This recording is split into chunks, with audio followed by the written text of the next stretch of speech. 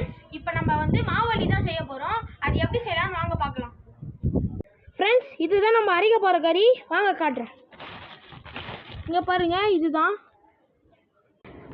Friends, வாங்க இதை நசுக்குவோம். இந்த கறியை நசுக்குவோம். இந்த கறியை நசுக்க இந்த டப்பாவில் போட்டு நசுக்குவோம். வாங்க ஃப்ரெண்ட்ஸ், நம்ம இப்போ அரைக்க போகிறோம். நம்ம 2 ஃப்ரெண்ட்ஸ் வந்து இப்போ அதுதான் அரைக்க போகிறார்கள். நம்ம பத்திக்கார ஃப்ரெண்ட்ஸ் இவங்க. அரைக்கிறத பாருங்க.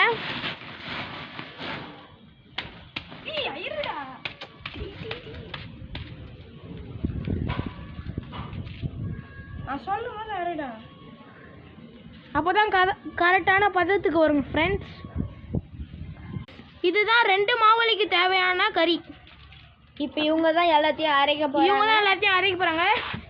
இவர் பேர் எம் சுபீஷ். இவர் பேர் வந்து BS இவா.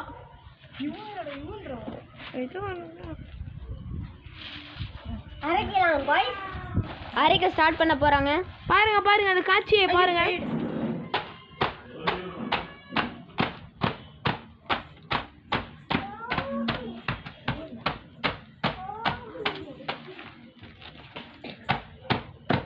நம்ம இவா கிட்ட கேட்போம் கரெக்டான பதத்துக்கு வந்துச்சானே.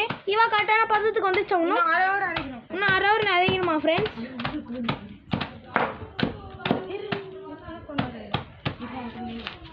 சுபி போயிட்டு ஒரு டப்பா எடுத்துனோம். சுபி